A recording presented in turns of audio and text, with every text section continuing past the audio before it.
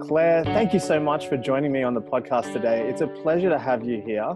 It took me less than 10 seconds to realize that you were exactly the kind of person that I would like to chat with on the Power Kitchen. As I was watching your Instagram a bit earlier and you're talking about making a joke about how the size of your brain is so big, you're near on genius, I just thought being able to make a joke about something so serious, that is the kind of thing I would wish for everyone. To go to that place and be able to just poke fun at it. Like, is it a thing that you've naturally always done? By nature, I am a melancholy person. So Excellent. I've actually had to fight really hard to be positive. First diagnosed, I was looking around online and there was nothing positive about my condition at all. And I just thought, this is ridiculous, because I don't want to join those groups if they're going to bring me down even more. So I started writing a blog, and I deliberately wanted to write to be that positive voice. But what was so amazing about that is, even though my natural inclination is to get into the drama of life, if I had an intention to finish writing something on a positive note, it then took my worry and my fear, and then I worked it through the writing, and then by the end I felt positive about the situation. I would say I'm genuinely am positive now.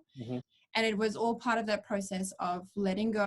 I can't control this, and somehow accepting my new normal. And that has been hard, because like even exercise, I was like boot camp junkie. Now I'm like going for a walk around the block, but it's my new normal, and I'm appreciative that I'm walking. I'm not fully paralyzed. I've got breath in my lungs. I've had extra time with my kids. It's not like my condition is not a death sentence, but it does impact quality of life. I do a daily show called The Daily Gap, and today it was all about starting again.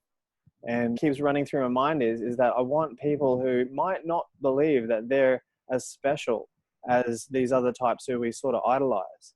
But in actual fact, I've found that all of us who speak a certain way, like what you do, who do a certain thing, like what you do, are actually exactly the same. You just maybe haven't done it for long enough or pursued it in the sense of financial gain and fame.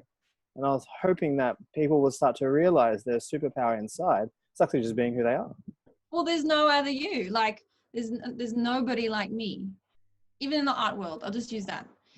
For a long time, I was struggling with what's my signature style. I don't even think I've found it yet, because I've still got a lot of, playtime to do. But I was questioning all this, and I'm not like so-and-so, not like so-and-so. But it doesn't matter. I have a different fingerprint that they have. And so I just need to be true to me, stay in my lane, and focus on, what I believe my purpose is. And people need to do the same in theirs. Yeah, it's the comparison that kills. Everybody is creative. We've all been created to create. Whether you're a mathematician, scientist, or artist, you use creativity to bring life to a situation. The thing that came to mind in conjunction with what you were just talking about was the idea of dying and growing, so that in our minds, we feel like things are going well when we're growing, even if it just is an incremental by incremental growth. And we feel like we're dying, or think in that way, if we're sitting still. Is it the same, like you said, in business? Is it the same like that on a personal level as well? Think about mental health. So after surgery, I had to strengthen my body physically. And then that was the first 2 years. The third year, then I had to deal with my kids' trauma. And then the fourth year, it all hit me. So my mental health was not good at all. Also because I come off medications for my pain, and then, just trying to carry my family, and then all of a sudden realizing, hang on, I'm no good. Like, I'm in trouble. That depression is so dark that you want to hide and you don't move. And when you hide and you don't move and you keep it to yourself, yes, I think you continually even die to self. But as soon as in that time, I knew that I was in trouble. And so I verbalized it to my husband, and I noticed a weight lift. I then verbalized it to my mother. I noticed another weight lift. And the more I verbalized it, the more I started taking steps forward and moving again. It started to release. And eventually I got to the point where I actually posted it on my blog, which a lot of people at the time were reading. And it was kind of that vulnerability of, no, I'm taking a major step here, that by moving forward, I'm going to find life again, because I want, again, like I fought so hard through the medical to be mom. I'm like, I need to be mom. That's what I'm fighting for. So, yeah. So even with mental health, you can take steps forward, and by moving, by creating, you find life. Amazing. And at that moment where you decided, okay, it's time to do something, what was the situation like for you?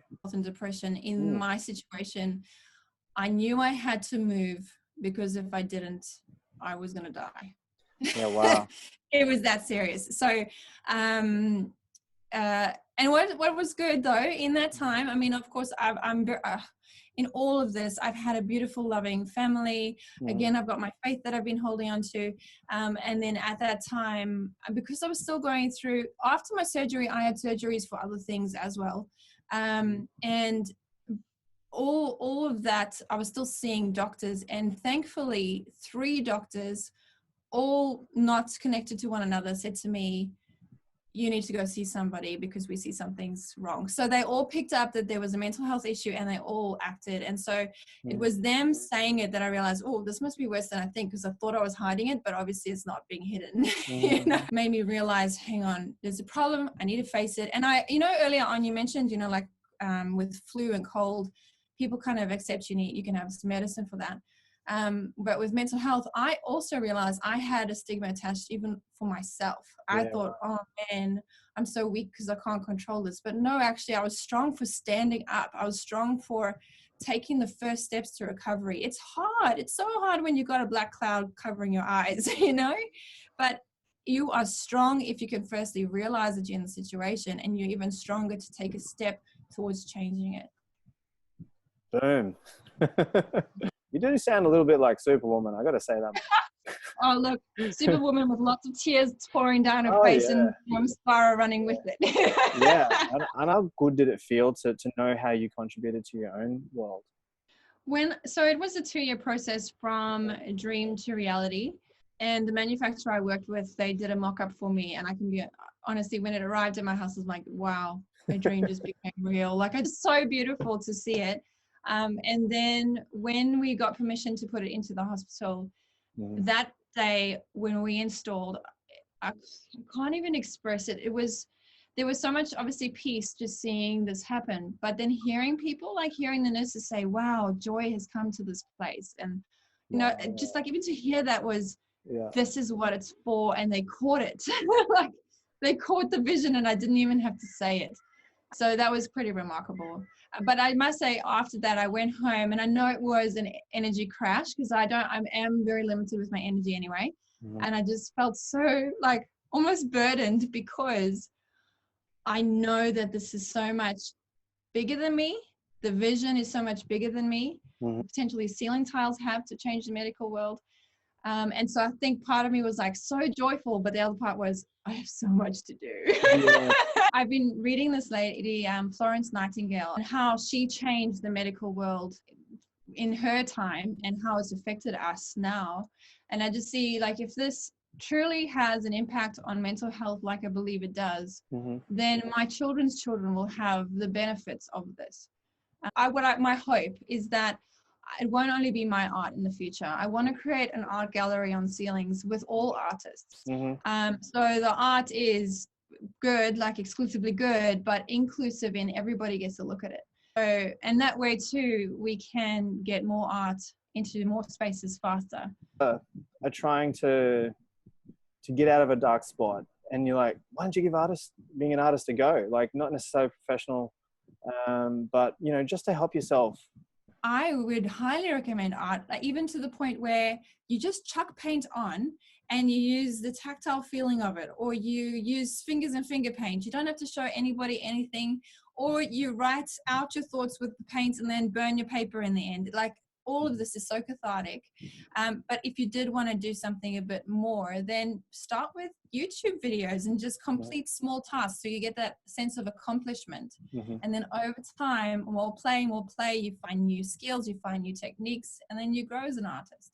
It's like doing something with your hands that essentially allows you to feel good. Look, I want people to find you because you've got a great purpose. And so where can people find you? I've seen your Instagram. Do you have anything else going on? Yes, so all social media is the same. It's Claire Rackley Art, but my website is clairerackley.com. That's awesome. Look, I am more than pleased that we got together. I cannot tell you, I'm just buzzing with energy listening to your story and all of the insights that you've got for people to help them push through the dark times and into a place of pure bliss and light. Thank you so much for spending time with me on the podcast. I can't wait to get this one out onto the YouTube. And yeah, have yourself an amazing day, and I hope to talk to you soon. Thank you. Thank you for having me.